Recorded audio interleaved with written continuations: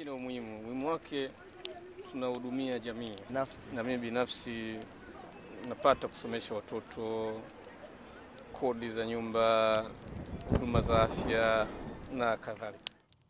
Sasa hivi takribani kama miaka 5. Kwangu ni muhimu kwa sababu ndio inaoniendelesha maisha yangu. Unaona? Kwa sababu ninasomesha kwa biashara hii.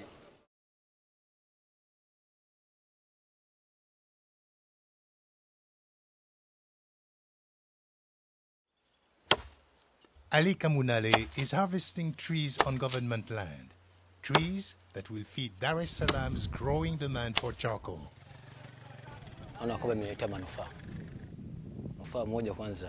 This is good work. I have my own house. I have bought furniture. I have a wife too. Access to reliable and affordable energy remains a challenge for many people in sub-Saharan Africa. The vast majority of households rely on wood fuels to satisfy their daily energy needs, especially cooking. In the fast-growing urban areas, charcoal is often the single largest source of energy, as it is easy to transport, distribute, and store. This situation also applies to Tanzania and its East African neighbors. In Dar es Salaam, one of the fastest-growing cities in Africa, the number of households relying on charcoal increased from 47% to 71% between 2001 and 2007.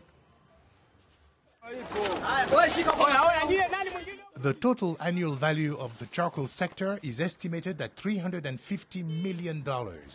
In comparison, coffee and tea contribute only $105 million to the national economy. 28,000 bags of charcoal are consumed daily in Dar es Salaam, enough wood to fill 6,000 Olympic-sized pools in a year.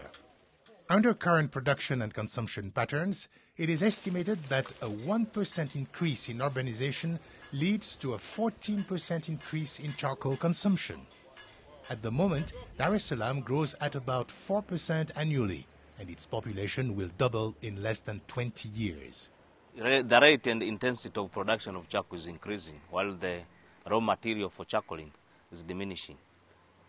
So I don't think with time that it will be sustainable. The web of charcoal sellers, transporters, and producers includes hundreds of thousands of Tanzanians. Charcoal for sale in Dar is traded in big wholesale markets. Entire communities have sprung up beside it. Shop catering to truck drivers, loaders, and customers. The ones who are doing business in the market are about 50 people. Others depend on their existence, more than 200 people. Before, there was nothing here. The market brought in other businesses. It's an activity that involves a lot of people, and a lot of people are making money out of it. So addressing or burning charcoal is not an easy solution or the immediate solution. The bulk of charcoal comes into Dar from nearby surrounding areas like Kisarawe and Kibaha, but also as far away as from Tabora, 750 kilometers away. It comes in trucks and trains and on the pedals of overloaded bike transporters. It'll take these men up to 2 days to transport and unload their charcoal. It feeds my family. I've been transporting charcoal for 6 years now. Income from producing and trading charcoal is important for private households to earn a living. Tax revenues collected from the charcoal trade often constitute the most important source of revenues to many communities and district administration. Charcoal's appeal to consumers is simple. It is readily available and investment in cooking equipment is low. Shoppers can buy small quantities for the little cash they have to get them through the next meal and until they get some more cash. When you want to cook a breakfast, you can go and get 1 tin of charcoal, cook, then the business is over. Then during lunch, you can go and get another tin during dinner. So simple. While the economic opportunities of the charcoal sector are strong, governance, law enforcement, and other regulatory activities are weak. Unregulated and unregistered activities in charcoal production and use lead to an estimated revenue loss of $100 million a year. I know the charcoal comes from trees in various districts and it is bad for the environment. But we need it. What can we do? No one in Tanzania thinks the demand for charcoal will fall anytime soon. And the fact that we are still talking of 90% of the primary energy coming from biomass, it will take us a number of years to really come up with minimum contribution of charcoal or wood-based energy. Even an improved enforcement of existing laws and regulations will not make charcoal production more sustainable because the current system for issuing permits and licenses is not based on sustainable management plans. The only difference between legally and illegally produced charcoal is the loss of revenue for the government. Since the expectation is that the use of wood fuels will remain high, reforming the charcoal sector is crucial to achieve long-term energy security and sustainability. But the equation for success is complicated, with many stakeholders voicing competing interests. One possible solution is through participatory forest management, an approach that was successfully piloted in Tanzania.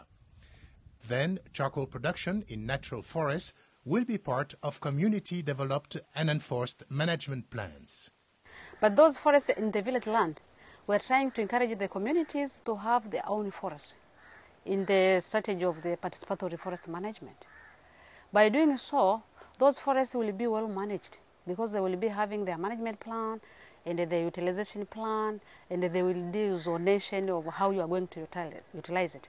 So charcoal can be having one of the zone to be utilized according to their harvesting plan. If households and communities truly own forests, the production of charcoal gives them a direct financial value, making conversion of forests to agriculture less attractive. In addition to promoting sustainable management and natural forests, the production of wood for charcoal needs to be increased. Providing incentives to establish sustainable plantations gives community and rural households additional income sources. So we have to increase the production side by conserving the forest, maintaining the existing one, planting trees, expanding the area covered by forest, by planting trees. That's one side. But the other side is now to use effective stove or energy-saving stoves for charcoal.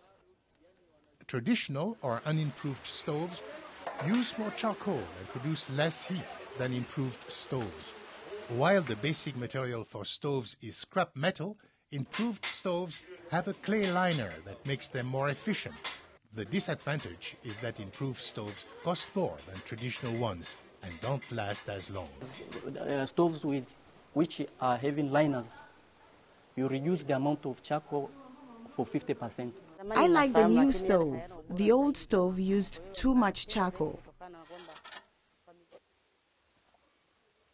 In addition to improved stoves, better technology is also available to charcoal producers, resulting in up to 25% of more charcoal produced from a given amount of wood.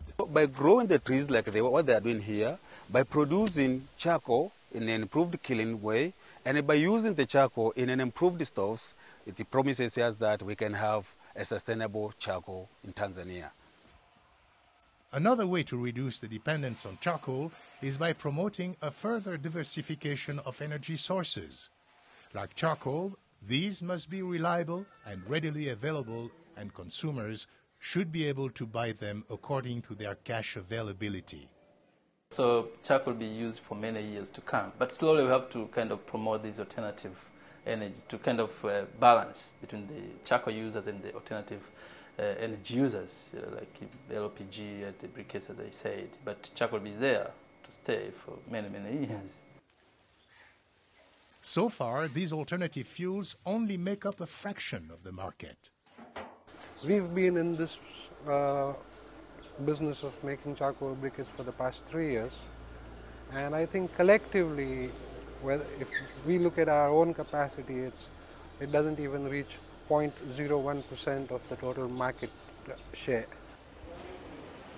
For LPG, the low market share stems from the cost for cooking equipment and fuel, which makes it less competitive with charcoal.